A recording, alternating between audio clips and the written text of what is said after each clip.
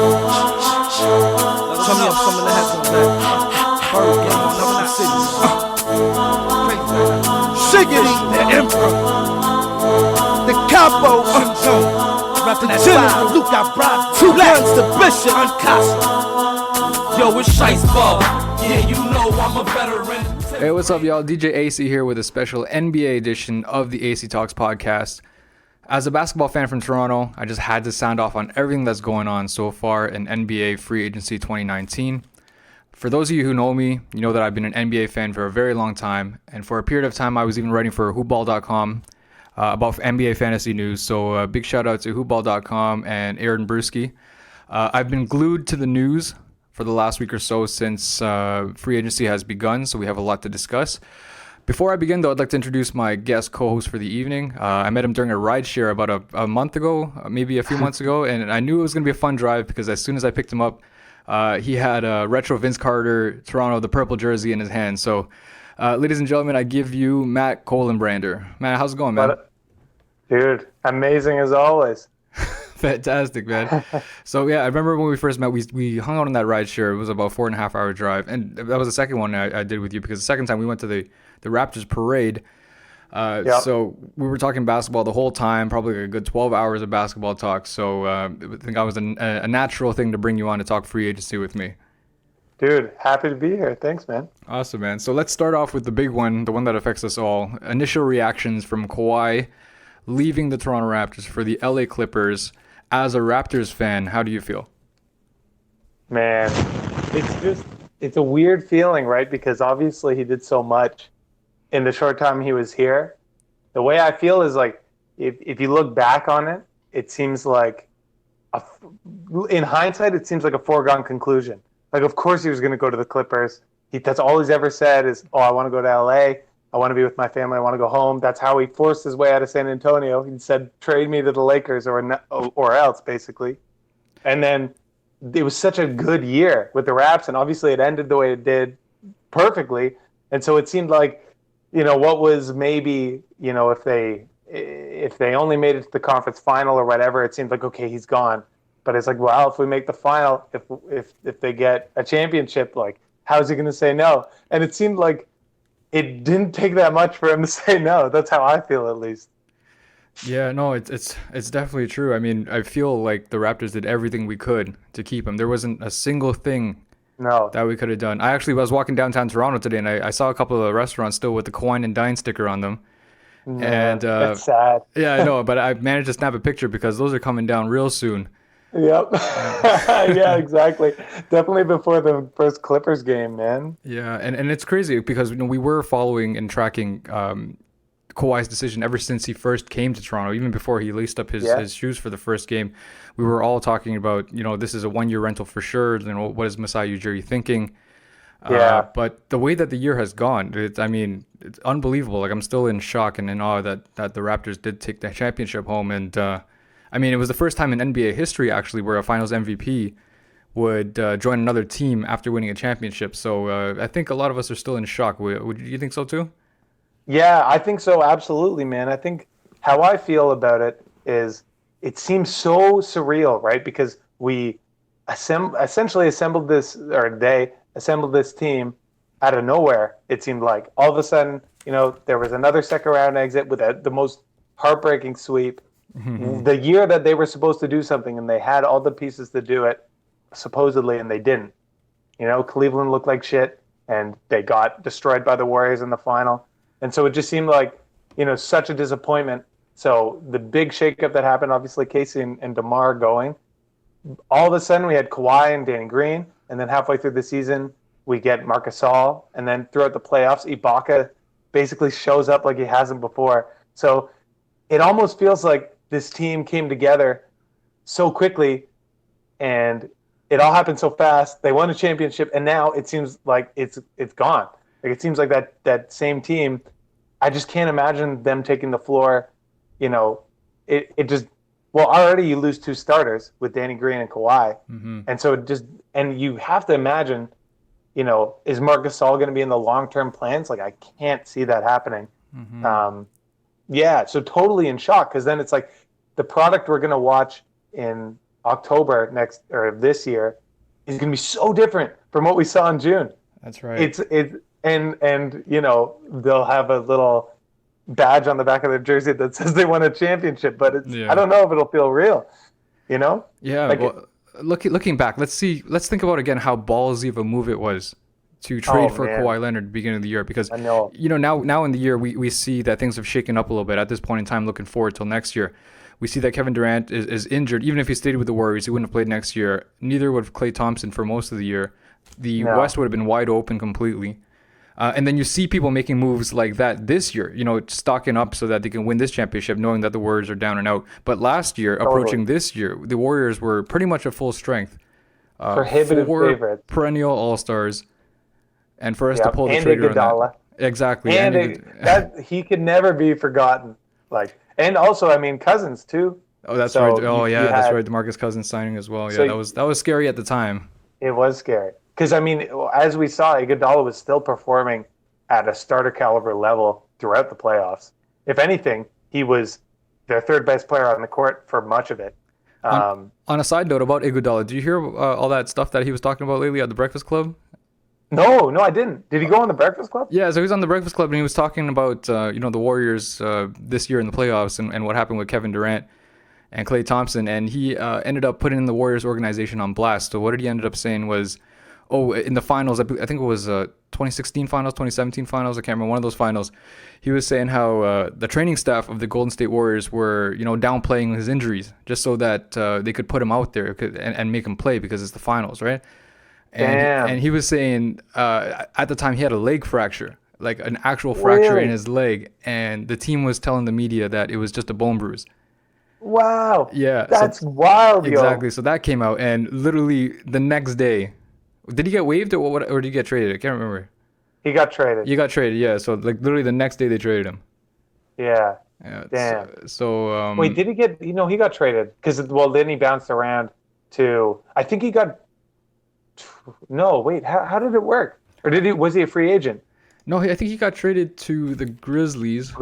Yeah. And then they waived him, and then the Lakers signed him, or they traded him to the Lakers. They didn't waive him yet. They said that they were going to hang on to Andre Iguodala and try to trade him later.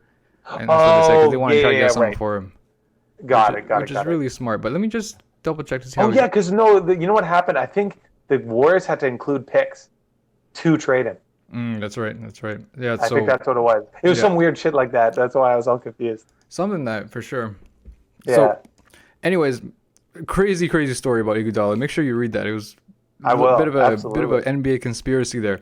But Charlamagne must have loved it. Yeah, exactly. It was everybody loved it, man. Like I was watching that, I was like, damn, this man's really putting the Warriors on blast like that. Yeah. But they ended up shipping him off, and they just recently said that they were actually going to retire his jersey number too, which is kind of strange. I saw that. Yeah, it is a bit strange, but he was a big part of their. He's a Finals MVP, and he deserved it. Yeah, but you can't just be retiring everyone's jersey like that. But anyways, I digress. Let's go back to the Raptors, the Clippers, Kauai. This is a question that I haven't heard many people talking about, but who was second place in the sweepstakes? Was it the Lakers or was it the Raptors? Well, this is what I heard, was that the Clippers, that Kawhi was trying to figure out what was going on with Paul George, and if the Clippers couldn't get Paul George, he was going to the Raptors. That's what I read. Oh, that's what you heard. I actually read that he was going to the Lakers if they couldn't secure Paul George. But who the fuck knows? And who ever knew? It is true. Nobody ever knew. This is what this whole saga has taught us anything. It's that nobody knew. Yeah, it was crazy. But Jalen Rose apparently thought he was 99% sure. I know. That the Raptors were going to re-sign Kawhi Leonard. So, man, I think he's an exception to the rule. Like no rule can be made about Kawhi Leonard as far as his playing, the way he interacts with the media, the way he interacts with fans, what he values. It's just kind of always up in the air. Did you see that news about him kind of testing the teams in free agency? Yeah. He wanted to see who could keep the secret the most, or who can keep their lips the most tight. That was crazy. Yeah, I saw that. Yeah, that is crazy, man. And then for him to pull this Godfather stuff with Paul George it's kind of hard to believe. Yeah, what do you think about that, man? Because some might actually say that what he did, calling up Paul George while he's on contract, I believe he's in the second year of his long-term contract with OKC, Mm, a team that, took him and took a lot of time to try to resign him, like Toronto was trying to resign Kawhi. He could have been the second Paul George, hmm but ends up calling them. All of a sudden, there's news out there about, beef with and a riff with Russell Westbrook demanding a trade out of OKC, seemingly out of the blue, Yeah. and moving him over to the Clippers. If I'm Sam Presti, owners of the OKC Thunder or general manager of the Thunder, I wouldn't be happy about that. What do you think about that? You know, when you look at where OKC was at, as far as having a very disappointing exit to a Portland Trailblazers team that was overachieving without Nurkic, basically, you kind of have to think it's a blessing in disguise for them. I mean, obviously, Paul George is not the kind of player that you just want to let walk away. He's Of got a course good, not. he's got a decent contract. He's defensive. He's one of the best defenders in the league He as was far in as the wing MVP defenders discussion last year. go. Yeah, absolutely. And 3-point threat and works well off the ball. So it's like he's a great piece to any team, but when you look at how they hit the wall last year in the play or this year in the playoffs, you kind of wonder how did that, why did that happen? And it seems like it's not good enough, right? Like this Paul George Westbrook thing isn't good enough. And with Westbrook's contract, with Steven Adams' contract, you kind of think well, they needed to move on somehow. And it doesn't seem like there are tons of people who want to trade for Westbrook. And there are obviously a lot of concerns with his contract and with his play style. But also, he's so loyal to that organization, he's not going to be the first on the chopping block. So I think while they are upset that, you had Paul George and you had a good team that still had potential to move forward, you get what people think is one of the best pick hauls in a long time for him. So If not all it's time, weird. for sure. Yeah, yeah. So it's hard to know exactly how you feel if you're OKC. I think you're publicly upset, but privately maybe you realize this might actually be a blessing in disguise. It's true, but I think at the end of this postseason for the Thunder, I don't think they were thinking complete rebuild this summer. No, hell no. Yeah, Definitely not. until they got their arms twisted a little bit by Paul George over here. But Yeah. but yeah, I mean, I think that's a topic that we can talk about on another day for sure, like an entire segment just based on tampering and what is tampering in the NBA. I know they used to take it Yeah. a lot more serious back in the day, but now tampering seems to happen everywhere because it's more of a players' league now, right? The players get to pick who they want to play with, Yeah, totally. as opposed to teams and owners reaching out to players and kind of reaching out backhanded deals and calling them on the down low and stuff like that. A Yeah. lot of that's not happening anymore. Players are starting to call and text each other, and you just don't know where the line is when it comes to tampering. So No, definitely not. yeah, so another discussion for another day. But let's get into what's next for the Toronto Raptors now. What's next for our Raptors? What do you think that we should do this year, and how do you think we'll do this year with the current roster the way it is? Hard to say. I think it all depends on Siakam, basically. I think Lowry is still going to perform at the same level. I don't see him dropping off anytime soon. Gasol is a bit of a question mark. Ibaka, I don't see Ibaka being super motivated. He is still relatively young, which is hard to believe. I mean, everyone thinks he's older than he is, especially because he's from the Congo. Everybody doesn't trust his birth certificate or whatever bullshit they say. But and he has kind of an old. He plays older than he is.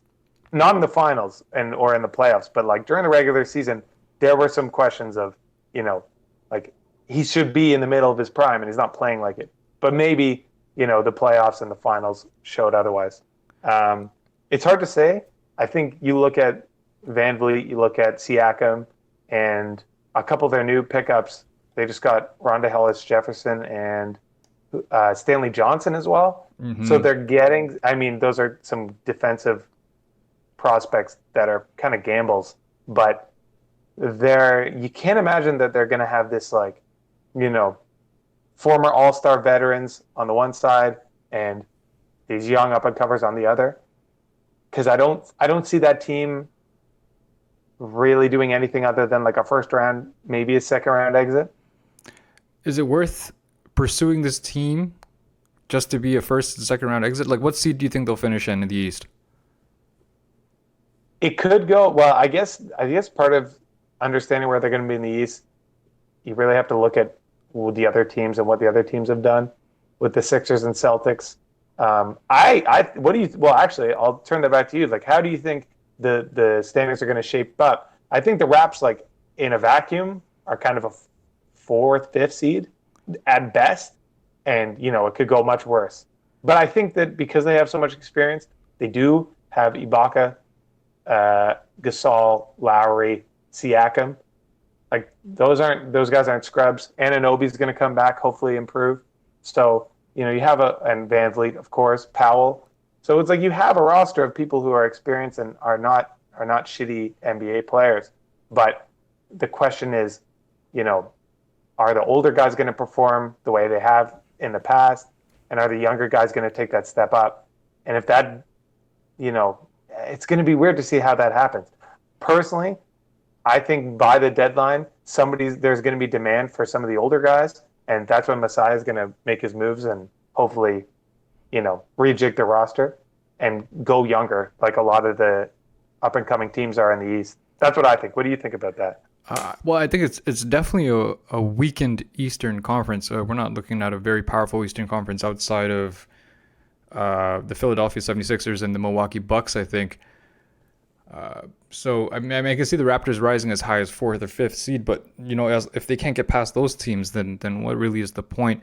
Also, something that a lot of people aren't talking about is championship hangover, right? For a lot of first NBA champions to win that first title, like, are you still hungry to win it next year? And especially you're missing your top guy. Yeah.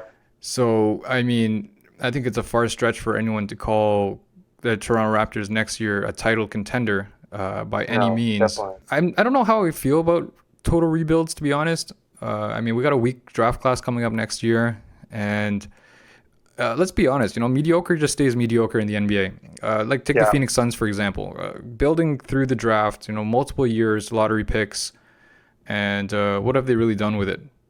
Mm-hmm. Right? Except end up in the lottery over and over again. And I guess to interject, I think my only rebuttal to that would be that's what people kind of thought about the Raps, and Masai's approach was a little bit different than other people's.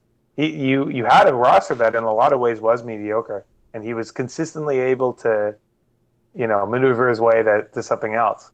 What do you think? Yeah, he made moves, right? As opposed to what I'm talking about, like a team that's just, sticking with the youth and just trying to build through their draft and not taking those risky moves like Masai did this year.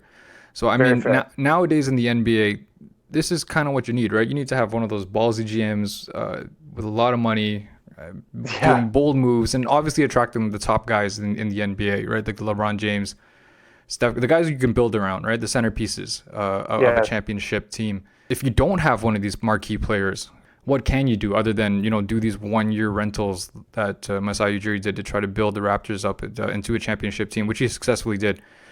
Yeah. Extremely tough to succeed in today's NBA without one of these superstars. And for the last little while, we know since 2010, 2011, superstars have been teaming up, concentrating the superstars and the power of the NBA, within just a few franchises. If the Raptors do go into a full rebuild mode, what do you see them doing? Full rebuild? It's hard to say. I think everything, the Raptors' future depends on Siakam. If he can really, people have very high hopes for him. Are they completely justified? I can't say. I can't say one way or another. I think that he's relatively young, but not as young as even, for example, Giannis. But he is new to the game. So I think, Siakam takes a small step forward. I think the Raptors start to say, okay, well, we need to get rid of some of these older guys and hopefully get some good prospects back so we can get everybody on Siakam's timeline, essentially. Maybe keep some of the older guys as vets, but anybody with real trade value, I think you try to trade them. And the other option is if Siakam is somehow able to take a leap like Giannis then you're looking at a very different team. Then you're looking at a team that can use a guy like Kyle Lowry, can use a guy like Gasol, even though he's in the twilight of his career for sure, and can actually use the roster that we have. Doing some things that Masai would always do, retooling, changing things up.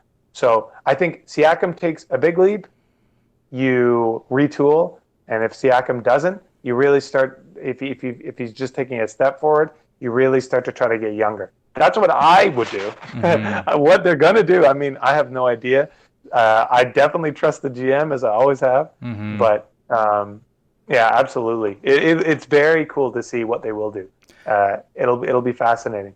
Just to play devil's advocate a little bit, because you were talking about our trading pieces, which are probably our veterans and our who are on 1 year expiring deals, but yeah, from what we've read in the news over the last couple of days, it seems like our young guys, of course, are our best trading pieces. Really, if you think about it, these are our most valuable players right now. When you're looking at just pure value based on how much they're being paid and what they bring for the team. Especially with the news that Sam Presti did try to complete a trade with the Toronto Raptors, and I'm pretty sure this is what Kawhi Leonard was asking for, to have what I've read, even both Paul George and Russell Westbrook joining the Raptors in exchange for, I think it was Siakam, Van Vliet, and a few draft picks. Yep. So what are your thoughts on that? And, if that trade did happen, obviously the Toronto Raptors would be a favorite to repeat with an NBA championship. But what are your thoughts on that trade? Do you think that there was a chance that would actually have gone through, and what would have looked like if it did go through? Well, I think what people said was, or what I heard was that the trade was like Masai would have pulled the trigger on that trade if it meant Kawhi was staying for sure. And well, again, these are probably just rumors and hearsay. What if it was contingent though? Like I believe the LA Clippers one was contingent on Kawhi signing with the Clippers for them to get Paul George. So let's say we had the same kind of deal. Right.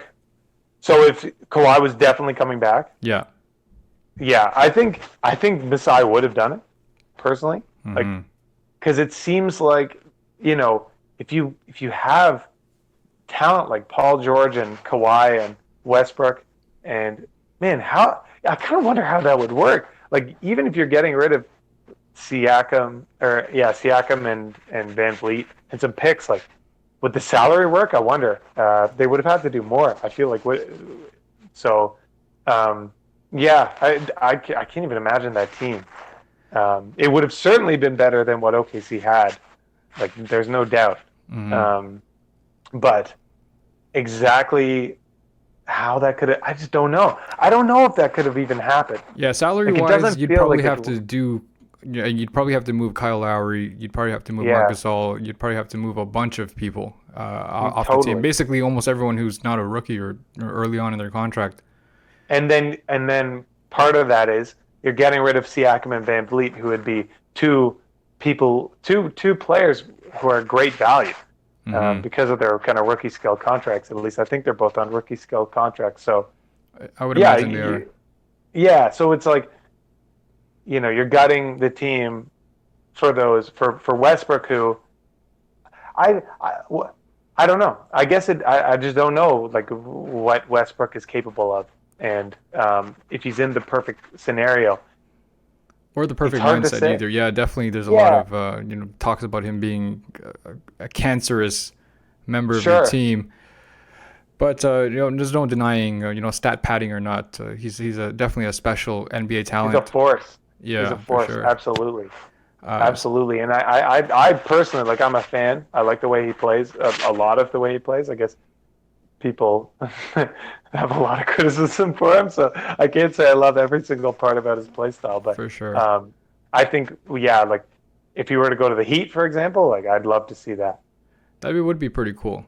And we'll get to the Heat in a second. But last question about the Eastern Conference. Who's going to make it out of the Eastern Conference? Well, I think that people are sleeping on the Celtics for sure, because it wasn't that long ago that we were looking at Jason Tatum in the Eastern Conference Final and saying this guy's going to be, the next big star. But what happened last year? Yeah, I don't know. It's just last year, everybody wants to blame everything on Kyrie. I don't know. I don't know if that's fair.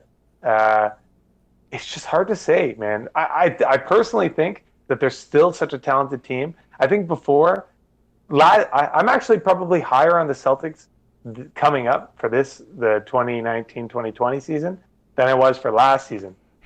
Even though people were saying, before the season started, it was a foregone conclusion that the Celtics would go to the final. And, I'm biased, obviously, but I felt the Raptors had a legit... You mean last year? No, well, in 2019, the offseason of 2019... Okay, so last offseason. Okay. Yeah, last offseason, it was like at the end of the offseason, it was Celtics are going to the finals, But I felt like they hadn't proved it. I felt like the Raptors had, because they, had gotten Kawhi, and they had everyone else on the team was at least, to an extent a proven playoff performer and a lot of veterans. And I felt like with Kyrie as your best player and leader, it's still difficult. Like, it's difficult. It had remained to be seen what Kyrie would do in that position. Yeah, that's definitely true. I mean, we have seen Kyrie on the Celtics prior to last season. He was traded mid-season the year before, correct? Yeah, but he was injured for the playoffs. Oh yeah, I think on paper, I think I could see why a lot of people would say that the Celtics were the favorite in the East. Definitely because you had Al Horford, you had Kyrie, Irving, you had Gordon Hayward, Brown. Yeah, Jaylen Brown, Jason Tatum coming off a big year, a big postseason. So Terry Rozier. Yeah, Scary Terry. Yeah, so no, definitely good teams. Do you think Kemba Walker is an upgrade over Kyrie Irving? I think for their style, it seems that way. Kyrie's another player that I think people hate on to no end, and I don't think it's justified. I think that just because he won't mesh in, for example, the Boston play style and the city of Boston, it seemed like, I don't think that means that, he's a terrible player. But that being said, I think Kemba seems like he's so willing to make sacrifices. Like, he hasn't proven anything in the NBA, really. Like, he's a great player. He's proven that, but he hasn't proven himself. He wants to prove himself as a winner in the playoffs, I think. So I think going to this team, he will be willing to be part of that machine that they kind of have built. Him and the younger two, Jaylen Brown and Jason Tatum. I just see like a lot of potential with that core. Hayward is still a bit of a question mark in most people's minds, definitely in my mind. Mm-hmm. But I think that they, depending on what Milwaukee does, and obviously the Sixers are seem like a completely different team on paper. I still think I have more faith in Boston this year coming up than I did last year, no doubt. Interesting. Even with the loss of Al Horford, well, I guess they swapped him out for Enes Kanter. That's Kanter's a weird player, obviously, but I think he's another guy who proved himself with Portland. Now he's serviceable defensively, I guess you could argue, but that's But I think Brad Stevens will make it work with him. Yet to be seen, but still, I think I like their chances. I'd feel good as a Boston fan. Are you a Boston fan? No, hell no. Okay, if you were a Boston fan, okay. No, fuck, man, I don't like the Celtics at all. Yeah. Which is ironic, I guess, because I'm saying all this great stuff about them. That's the thing. I like to build my enemies up, so that way, if they succeed, I'm right, and if they fail, I'm happy. That's awesome. I heard something on the radio earlier today. I was listening to Sirius XM NBA radio, and they were talking about, how this before Anthony Davis was traded to the Lakers, there was a lot of talk about him possibly going to the Celtics. Mm-hmm. But his agent, Rich Paul with Clutch Sports, who's also LeBron James' agent, was slandering Boston a little bit. Really? And saying how, or no, it wasn't him. I believe it was Anthony Davis's father, so Anthony Davis Sr. Right. Yeah, was slandering the Celtics about their treatment of Isaiah Thomas and how they handled his situation in the last offseason. Yes. And we're discussing and, crapping all over the loyalty of the Boston Celtics, which was extremely ironic because Anthony Davis Jr., Let's talk about loyalty to New Orleans, right? So, yeah, so that was pretty interesting. But that's rough looking back for sure. for sure.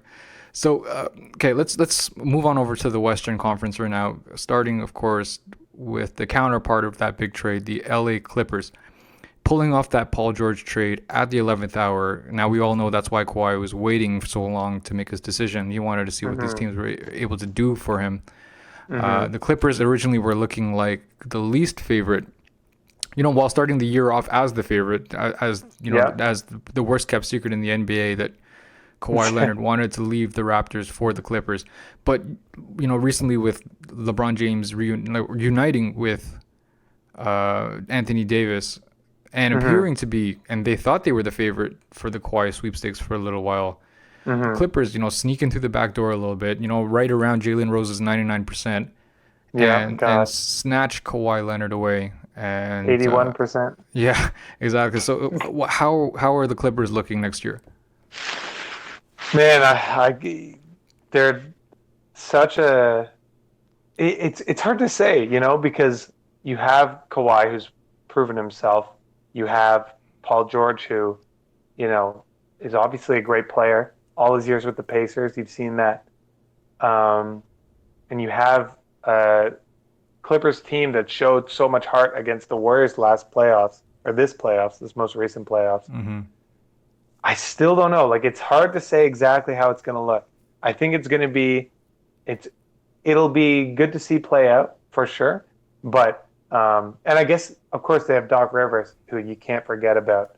I think that they can make it work. I think that they, can be, I think if they get a really good team identity with the coach, I think that's easily possible. If George and Kawhi seem like really good fits with the Clippers team we just saw in the playoffs. So, yeah, I think they're scary. I think they would be it's hard to say, if they're the best team in LA, because the Lakers have filled out their roster really well. But I definitely, it's too close to call. They're definitely top. They're 1A, and the Lakers are 1B. So would you go as far as saying that the Clippers would be the favorite to win the title next year? I would say that on paper they seem that way, but I wouldn't call them the favorite. I definitely wouldn't. Okay. Very interesting fact that Leonard and Paul George were both drafted by the Pacers. Yeah, that's true. Those fans are, definitely kicking themselves and are probably on suicide watch right now. So, they got a good team though. You can't count out the Pacers, man. Oh, right now, yeah. Not too many splashes in free agency this year, but I guess you can never count them out. They're a consistent playoff team in the East and have been for a while, with such a fluid roster. Guys coming in and off the team all the time, especially over the last. Oladipo coming back. Yeah, exactly. Over the last 5 years or so. Let's talk about the other team in LA, the Lakers now. Okay, so after Kawhi signed with the Clippers, they were left with a ton of cap space and started picking up guys, just left, right, and center. What do you think about the Lakers this year? And let's first start with the Anthony Davis trade. Yeah, with the Lakers this season, with the Anthony Davis trade finally being pulled off after what seemed like the most annoying trade deadline. A lot of good headlines came out of that deadline for sure in February. But yeah, they pulled it off. They lost pieces that, Lonzo Ball's a bit of a question mark. I like him, and I want to see all those young players succeed. But Lonzo Ball still is a question mark. Brandon Ingram had those issues with blood clots, so his health. He seems, hopefully everything's good with him, but it is still a concern. I guess they also lost who? Josh Hart? Did he go to the Pelicans? They lost Josh Hart too. Yeah. So, they're a different team now, and it's what LeBron wanted.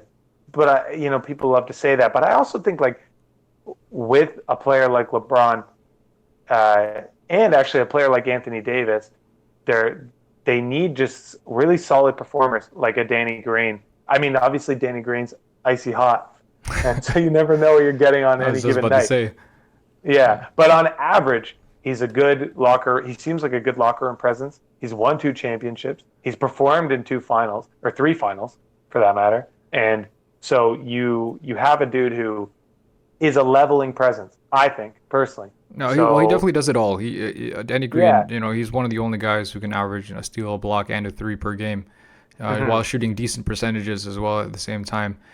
We know the Lakers entered free agency this year with probably, I think, just after the Anthony Davis trade, with just 3 members on their active roster, with that being Davis, James, and Kyle Kuzma. So let's look at who they've signed over the last couple of days. Once the big domino dropped. So they picked up DeMarcus Cousins, which I thought was always going to happen, regardless of him having a cold market this year. Danny Green. They bring back Rajon Rondo, JaVale McGee. They have their draft pick, Talen Horton-Tucker, Jared Dudley, Quinn Cook, formerly of the Warriors. So that's some good intel right there. Yeah. Alex Caruso, young guard from last year, and they bring back KCP too. So before you said that the Clippers were not the favorite to make it out of the West, were you talking about the Lakers as the favorite? I mean, I think that it's so close. It's definitely too close to call. Like, I'm not going to pretend like anyone knows. I definitely don't. I think there's just so many question marks, right? It's like the only team in my mind in the West that isn't a question mark, despite what people would say, is the Warriors. I think that Iguodala was super important to that team, and no doubt, and like Klay Thompson, again, super important to that team. But people count out Draymond a lot. Like, people forget that he exists, I guess. And you got to look at it like, okay, they have D'Angelo Russell now, who I think, I'm not an expert on how he plays and his play style, but I think that with Steph Curry, D'Angelo Russell, Draymond Green, Kevon Looney, and obviously they don't have the world's greatest bench. That's the least, that's not exactly a secret. But and Steve Kerr, I feel like that team is just gonna be consistent until Klay comes back. I think that they're gonna hold their own until Klay comes back. And once that happens, I think that they're gonna surprise everybody. And I personally, I see them going to the conference final for sure, because I feel like, hopefully the LA teams will cancel each other out at some point before the conference final. Or maybe I shouldn't be hopeful for that, but that's what it seems like will happen. And I think the Warriors are, ironically, a sleeper pick because of how great these LA teams are, or it seem like they're going to be. But I think the Warriors, not worth counting out at all. I think that they're the team like the Spurs in the past, where every year people would, this is the first year for 5 years that they haven't been at the top, obviously at the top, but I think that they're going to surprise people and they're going to perform well. Yeah, I agree. I don't think you can ever count out the Warriors, like a lot of people are, and regardless of what people think about the Warriors, it's a big 3 still. It's not a big 2. It's not Klay Thompson, Steph Curry. It's Klay Thompson, Steph Curry, and Draymond Green. You can never count them out. Isn't he the defending Defensive Player of the Year last year, or did who won last year? I'm not sure. Rudy Gobert, probably. Probably. Yeah. I think Kawhi won one fairly recently, but he was obviously injured last year. So. Yeah, so that was probably the year prior to his injury year. So they lose Kevin Durant. They lose Andre Iguodala. Yeah. They gain D'Angelo Russell, and Willie Cauley-Stein. Right, I forgot about Trilly. Yeah, Trill. So, I mean, I still think that they're going to be, definitely one of the top teams in the West. But I think it'll be a struggle, actually, because it's such a deep Western Conference next year for them to hopefully, stay afloat and give themselves a good standing in the Western Conference. I can see them hovering somewhere around maybe, somewhere between 4th and 7th, depending on how the year goes. And it all depends on Steph Curry as well. I think Steph Curry is going to have to carry this team for a little while, because Draymond will do Draymond things, and D'Lo, I guess, would be the wild card. So I still think he is the wild card. I still think the Warriors outside of an LA Western Conference Finals, I still would put my money, especially with the odds the way that they are, on Golden State making it out of the West, especially when Klay Thompson comes back from his knee injury, probably sometime next spring. So they're definitely an interesting team to watch. Up next, let's talk about the Sixers, because their Sixers are also a team that made some big splashes in this offseason, in this free agency, with re-signing Tobias Harris, losing Jimmy Butler and JJ Redick, but gaining Al Horford and Josh Richardson from the Miami Heat. So I mean, a crazy defensive team. They're a crazy defensive starting five. Almost as good. And maybe before the Kawhi trade to the Clippers, or the Kawhi signing with the Clippers, I would say they probably had the best defensive starting five in the NBA next year. Yeah. But so how do you think the Sixers are going to do next year? Well, I think it all depends on, I mean, I keep saying that, but with Simmons and Embiid, with Simmons, like, it's not like he's going to be knocking down threes next year, but he needs to come into his own on offense, I think, a little bit more. Obviously, he's an amazing playmaker. Everything other than just scoring the ball, he's got it down. And scoring the ball, he's got it down in the paint. But I think, you need a little bit more offensively from him. And then Embiid, hopefully he continues to stay healthy. I think last in the playoffs, people were saying he might have been sick or whatever. I'm not sure about that. He might have been dealing with some lingering injury issues. Nothing crazy, nothing serious, I don't think. But, with Embiid, that is always a question. You got to hope he stays healthy. And personally, I think he comes back more motivated. I guess his motivation has been in question the last year a couple times. There have been stories about his weight fluctuating and stuff like that. Yeah. I don't know how much that's real, how much that's just media bullshit. But with their starting five now, I mean, how's Al Horford going to slot in? It's going to be hard to see. I mean, he's older in the modern NBA. He's a 5. Like, he's not a 4. Mm-hmm. I personally think, like, he can space the floor decently well. He can play make. He can hang out around the perimeter, which is good. But, yeah, I guess, is he covering modern 4s, like, really effectively? Like, is he going to cover the Draymonds, the Siakams? Like, is he going to be able to really keep up like that at his age?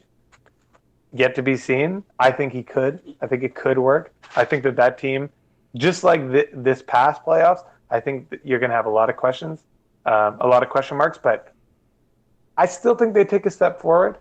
Al Horford is kind of maybe that locker room presence that they need, of a consistent vet who is still performing at a high level and can be a stabilizing force for their two young stars, or 3, I guess, with Tobias. That veteran presence. In the locker room. Veteran presence of a dude who isn't just in the twilight of his career. Like, for example, Marc Gasol is a dope guy. Like, we all think he's great, but I think having a guy like Lowry, who's still, like, he's the leader and he performs like it. So it's like, you can't have somebody who's a team leader but isn't performing like they are. Like, that doesn't mean that they're the best player on the team, but it means that they bring it consistently and they put themselves on the line, like Lowry did, for example. Yeah. Or like, there are plenty of examples. I mean, Iguodala maybe is an example as well. Mm-hmm. So I think that they have a great shot. I think if they all mature, then I could see them making it out of the East for sure. I think so too. I mean, they have a massive starting five, size-wise. Yeah. Some might argue that it's still a very speedy NBA. When you have, Steph and Klay just flying around screens all day and just finding themselves open on the 3. Yeah. I can see the Sixers struggling against a team like the Warriors next year, especially if those two were to meet in the finals. Yeah. Can you imagine that? Yeah. I mean, you heard it here first. It's pretty realistic. It's pretty realistic. It's true. It's true. Yeah, unless Giannis is ready to carry his team a little bit better than he did this year. Because speaking about the Bucks, who probably a good time to start talking about them right now. Definitely. Seen as the favorite to come out of the East, especially with the Raptors in their decimated state right now. You have to look at the number one team this year, with over 60 wins this year, number one record in the NBA. Eastern Conference Finals. Eastern Conference Finals, yeah, and, defending MVP of the league. Yep. A lot of good things going for them. They re-signed Chris Middleton at the max. They lose Malcolm Brogdon. They did. And gain Robin Lopez. So they signed Brooke and Robin Lopez together. Which is funny, yeah. Yeah, down low. And who did they pick up as? They picked up Wesley Matthews actually. Signed really? the veterans minimum. Yeah. No, a very cold market for Wesley Matthews, but they bring him in. Not much depth at the point guard position. I believe all they have is Eric Bledsoe right now at the point. Let's talk about the Bucks. Are they ready to take that next step to not only make it out of the East, but to be NBA champions next year? What do you think? I think maybe the question mark is on their coach. I think that he's the one who's probably, people might think it's Giannis or the franchise, but the franchise in general. But I look at the coach. I look at Budenholzer, and I think with Atlanta, he showed that he could really, after his time with the Spurs, he came to Atlanta and showed that he could really coach and he could really take a team far, which he did with the Al Horford, Paul Millsap.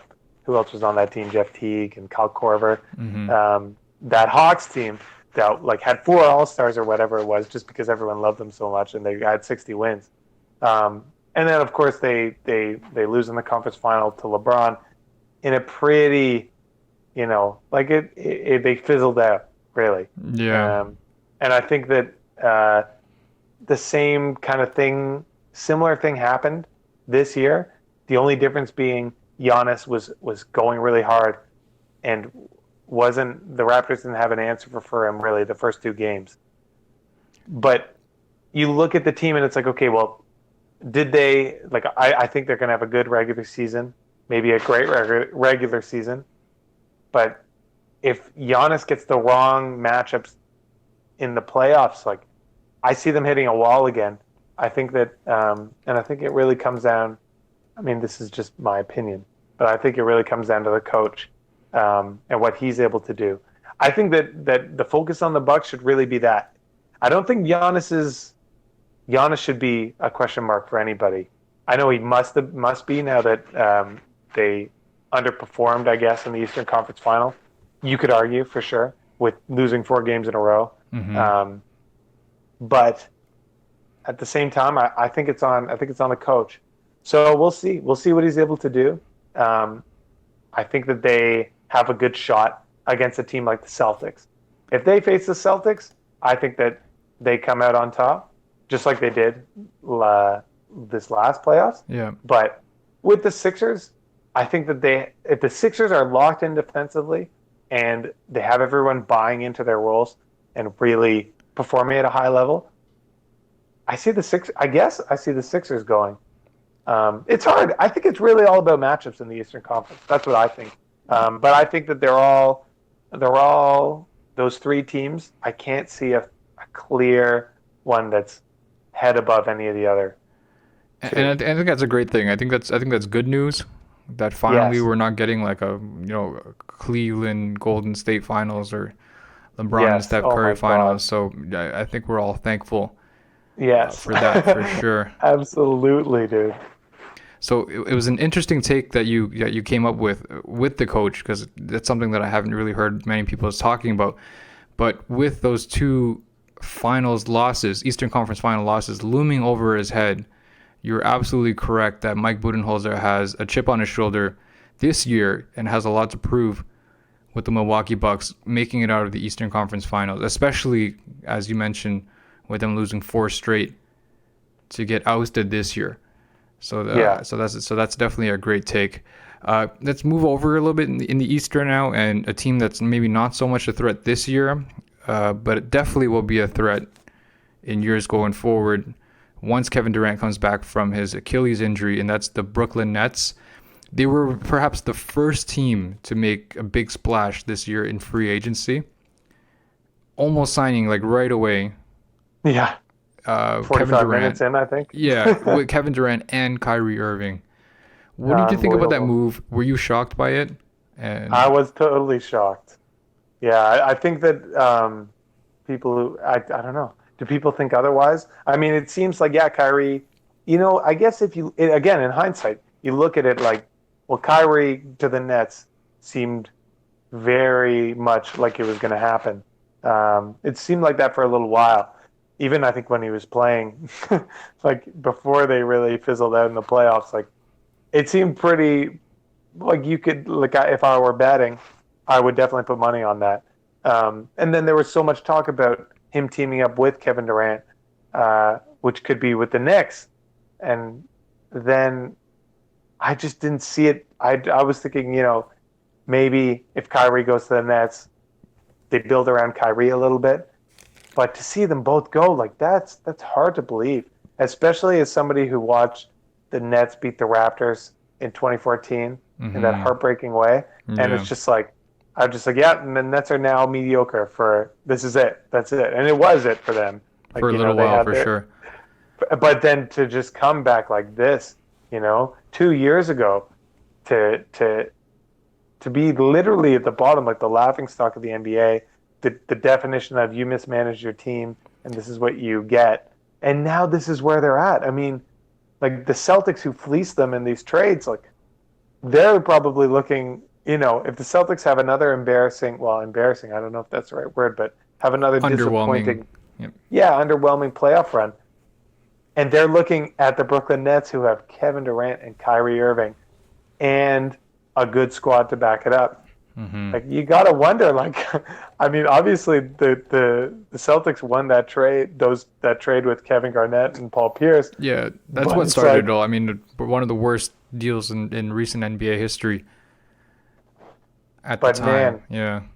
But if you look at, if the Celtics don't win the championship this year, and you look at where the Nets are and the Celtics are, like, you kind of got to think, how, sure, the Celtics won the trade, but are they really winners? Like, if they don't win this year, and you look at a team with Kyrie and Kevin Durant and a good backup roster. A great backup roster. Yeah, Karis LeVert is really coming into his own. Yeah, so Spencer Dinwiddie, signed Torian Prince. Well managed. They play a good style. So yeah, you got to think like for the Celtics, like that's gotta sting. Oh, for sure. And they got the two big men down low too. You got Jarrett Allen, a rising star in the league, and you signed DeAndre Jordan to a long-term deal at $10 million per year.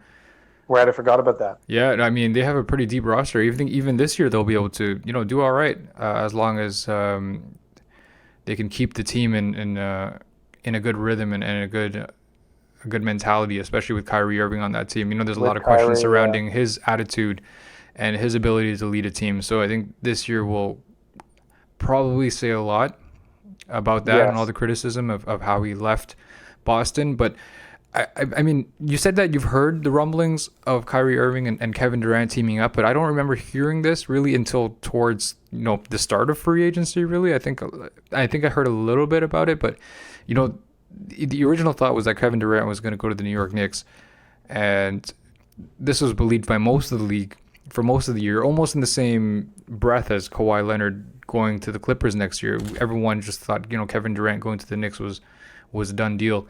But I mean, I guess his injury definitely changed a lot of that.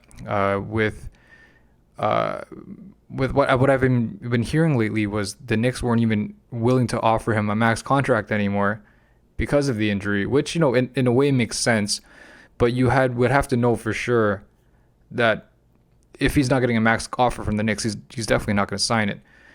Yeah, definitely. But I Go ahead. Dude, the Knicks franchise. What can you say? Yeah, that hasn't already been said a million times, And the biggest kick in the nuts from them was that both Kyrie and Kevin Durant took less money to sign with the Nets so that they could make some room for DeAndre Jordan too. So that must sting even more. So yeah, exactly. Rest in peace, Knicks fans. But RJ Barrett though. RJ Barrett, he had a bit of a rough start into the summer league game. So I caught a couple of glimpses of that game before that big earthquake in southwestern United States kind of delayed that game. But RJ Barrett did have a tough game. I think he was shooting 4 for 18. Jeez. And they actually played tonight too. So he shot tonight 3 for 15, 8 points for 10 rebounds, and get this, 8 turnovers. Really? Yeah, in a summer league game. So what it says here is he's hit just 7 of 33 shots in his first 2 games. But it's just summer league. It's just preseason. A lot more can be coming from him. But yeah, not a great start. No, definitely not. Yeah, for sure. And just another chapter in the New York Knicks book of woes, especially with them canceling Kawhi Leonard's meeting during free agency. Well, I mean, they knew they had no shot, I guess. But no, they didn't. Yeah. It's just sad. It's just a sad state of affairs for that franchise, and it has been for, literally decades. I just watched a Spike Lee movie called Crooklyn, and it's like loosely an autobiographical movie. And it's 1973 in the movie, and the character has to go to his dad's concert when the Knicks are in the finals. Mm-hmm. And then he finds out, while he's at this concert, he was devastated because he's a huge Knicks fan, this kid in this movie, that the Knicks won, and he didn't get to see it. And so you're kind of thinking, as you're watching, this movie came out in the early 90s, and so it was already a joke at that point, don't worry, kid, they'll be back, it's fine. And then 20 years later, they hadn't even sniffed it. Yeah. Yet another almost 30 years since that movie came out. Oh my God. Perhaps the worst franchise in the NBA over the last 20 years, close to 30 years. Yeah. Definitely. But they were in the finals 20 years ago. Mm-hmm. That is true. Yeah. But so let's talk about some of their moves then. They declined the Kawhi Leonard meeting so that they could go ahead and sign Julius Randle, Taj Gibson, Bobby Portis, Reggie Bullock, and I believe that's it. So, I mean, with those 4 moves, pair him up with RJ Barrett, Kevin Knox from last year, Elfrid Payton. Surprised to see he's on the roster. I kind of forgot he was on the roster. And Dennis Smith Jr. Yeah. So, what do you think about this team? Are they a playoff team? Man, I don't know. How are you going to bet on the New York Knicks to make the playoffs? I think that the key for that team is consistency, having some level of consistency. Like, they've got a team of young. I think they've done it a little bit better than in past years, where they've gone with some guys who are decent performers. They aren't some. What's the baseball analogy people use? Swing for the fences. Like, they're not just trying to. They're not just we struck out on Kevin Durant and Kyrie Irving, so now we got to scoop up Carmelo Anthony off waivers or whatever it is. We got to do anything we can to hopefully get some great player.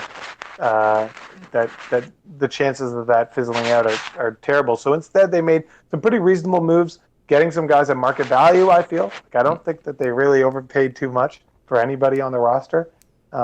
Personally, I don't feel that way. And so, I think what happens is, and what everyone says is, they're poisoning themselves for 2021 free agency because next year is going to be shit. So in the meantime, I think they do what the Raps did in 2013 when they had Rudy Gay, and then they got rid of him, where it's kind of all right, let's see where this goes. What's the worst thing that happens? We're at square one again. What's the best thing that happens? We have some, a little bit, we sniff the playoffs, we get into the playoffs, we have a bit of success, and we get a bit of winning culture going.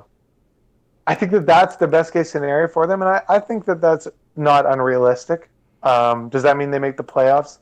I can't bet on that. I can't put money on that. But I think if they have a decent coach who's able to really get things in line, I think a guy like Doc Rivers would be a good coach for them. And if the owner can get the fuck out of the affairs for 5 minutes, seriously, just leave the team alone, leave it alone. But so that's what it is. They need consistency. The owner never will give them that. Maybe, he'll go spend more time with his rock band or whatever he does for another. He'll just focus on that for a year and leave the team alone, and maybe they'll accidentally make the playoffs when he's not looking. It's a good point, man, and I totally agree on all fronts on what you think about the Knicks going forward. We're going to wrap up soon, though, I think. I mean, the last free agent that we didn't talk about so far, I guess, is Jimmy Butler, and I think we could just quickly talk about him moving to the Miami Heat. A bit of a strange move. You know, they ended up moving Hassan Whiteside, which is a pretty horrible contract, but talented center nonetheless. But any quick thoughts on the Heat next year, regardless of whether they pick up Russell Westbrook or not? I like the Heat, man. I like them a lot. What happened with Hassan Whiteside? Sorry, I missed that. It was part of the sign and trade, actually, that brought Jimmy Butler over to the Heat and Josh Richardson over to the Sixers. So they had to move Hassan Whiteside. So they actually moved him over to the Portland Trailblazers. Right, that's where he ended up. Right, Yeah. right. And he'll fill the role that was left by Cantor, but also with Nurkic, it's going to be hard Who was to see. injured, But yeah. back to the Heat. I think I love the way that team is run. How they try to get everybody to work super hard is what everyone always talks about. I really like it. I really like that organization, and I think Jimmy Butler's like a logical fit for them. Westbrook would be a logical fit as well. His contract is good if he's an MVP caliber player on a winning team. Mm-hmm. And a guy like Pat Riley is not, and Spoelstra for that matter, and Jimmy Butler, they're not going to sit by and watch Russell Westbrook do anything that's detrimental to the team. It's really all about, like, this is the Heat way and you do it our way, or don't even bother showing up type of thing. So I think how their team's constructed now, they'd be my sleeper pick for anything. Like, I just have a lot of faith in that organization, like a lot. So I think that the Heat are going to make some moves, whether it's Westbrook, whether it's something further into the season. And they're going to be good, man. I just see them being good. Like, I see them being as good as, like, the Pacers were this past year, if all goes well for them. Because, you know, everyone counted out the Pacers before the season, or maybe not everyone. But I think the Heat, man, I'd feel really good if I was a Heat fan, personally. Josh Richardson is a good player, and I think he'll do well on the Sixers. And obviously, he's not. You'd rather see the other guy go. What's his name? Tyler Johnson. What is that? Tyler Johnson. Mm-hmm. Yeah, he's kind of overpaid. And what's his nickname? Meth Curry. Was it? I never heard that one. Isn't that funny? That's hilarious. So I mean, he looks like it. You look at him. He Yeah. looks like, what's with his hair? I don't know. I don't know what the fuck's going on with him. Yeah. But I think you would rather see him go. You'd rather keep a guy like Josh Richardson. But man, with Pat Riley at the helm and Spoelstra coaching, and a guy like Jimmy Butler who just wants to win, you have an organization that is designed for people to work hard and not be able to take breaks. Mm-hmm. I think it's perfect. I think they're set up. That's what I think. I think that they make some noise, and they're a surprise. They'd be my sleeper pick for the East. I think not to win. Yeah. Not to win the East. With Westbrook, then they'd be my sleeper pick to win the East. Mm-hmm. Still, I think it'd be a bit of a long shot. But without him, they're still my pick to make noise. I think you're right. I mean, last year they missed the playoffs. They were 10th in the Eastern Conference. This year, I believe they'll make the playoffs with Jimmy Butler there. And I'm trying to think who would slip out of the top 8 from last year. Probably the Magic, even though they're running back pretty much the same team. I see the Pistons doing a little bit better this year. Yeah, that's true. The Pistons, man, there's so many teams to talk about. Yeah, for sure. So it'd be interesting to see how the East rolls out, for sure. But looking at the West, the Lakers missed the playoffs last year. And we also have the Pelicans, who are coming up with a completely different roster this year. Very exciting team to watch, as well as the Mavericks making big changes as well. So out of those 3 teams, obviously the Lakers will be making the playoffs. But between the Pelicans and the Mavericks, if one of them were to make it through the playoffs, which team do you think it would be? Hard to say. I would say it depends on Kristaps. If he comes back like he was playing at an all-star caliber for the Knicks, really hard to see them not making the playoffs. Now, if he's anything other than his old self, then it becomes a lot more of a question. they've just tried to sign every single Euro there is. But Yeah. they've done a way better job than the Raps did with Bargnani, that's for sure. Oh my God. Bargnani, Turgaloo, and who else was there? Just a whole line of Euros. Linus Kleja, I think his name Oh was. jeez, yeah. So yeah, I think that Mark Cuban has an obsession with European players. It's clear. Is that going to pan out for them? Like, yeah, I think it will. I think they'll make the playoffs. I'm not a huge, I don't overrate any of their players. I think they're all quite good. Okay, well, the problem with the West, though, it's hard to interject right there, but the problem with the West, though, is that it's not just so simple of saying they're going to make the playoffs, but if they do make the playoffs, who's not going to make the playoffs? Yeah, that's true. Because this year, last year, I'll run the name of the top 8 down. Warriors at number 1, Nuggets at 2, 3 the Trailblazers, 4 the Houston Rockets, 5 the Utah Jazz, who I think are going to be a dark horse team out of the West to do better than they did last year. The Thunder, who are, if they go into full rebuild mode, they'll probably miss the playoffs. So that's probably. I think that they might be my pick, but keep going. The Thunder or the Jazz? The Thunder to miss. Oh, to miss, yeah, of course. But then you see the Lakers taking their spot, I think, right? Right, that's fair. And then you have the Spurs, and then you have the Clippers at number 8. Yeah. Okay, so aside, like, who else do you see bouncing out of that top 8 for the Mavericks? It's hard to say. It is hard to say. I think. Who was it? Who was before the Clippers? Who was that? The Spurs. The Spurs. That's who I think it might be. Like they kind of, they had a first round exit against a Nuggets team that should have beaten the Blazers. Man, they should have. Yeah. Now I think that I really like the Nuggets. I want to see them do well, and I think they will. I think they will too. Fuck, I forgot about them because we were talking about the top 3 teams in the West, but the Nuggets, I can't count them out at all. I really like what they've done. Now I think the Mavs are really they're either going to blow us away or they're going to disappoint. I think that they have so much potential, but I think that it really depends on Kristaps and Luka Doncic taking another step forward. And they'll have to, because last year, we think this, and I agree with you. I think if someone was to bounce out of the top 8, it would be the Spurs, but they have a pretty deep team as well. And last year, with the current roster that they have right now, they almost reached 50 wins. Yeah, and that was only good enough for 7th in the West, right? And I think the West is going to be even more competitive this year. True. So the Mavs, I like the Mavs. I think they're going to be really fun to watch, and I think they're going to. That's a great dynamic duo between Luka Doncic and Kristaps Porzingis. But I'm not sure they have enough to crack that top 8. But if they do, it'd be very, very surprising, and I think it'd be good for the NBA. But looking at the time, I think we're well over 70 minutes now, or almost 70 minutes. So I think I'm just going to wrap it up right there. I just wanted to thank you so much for having you on. It was a fun conversation.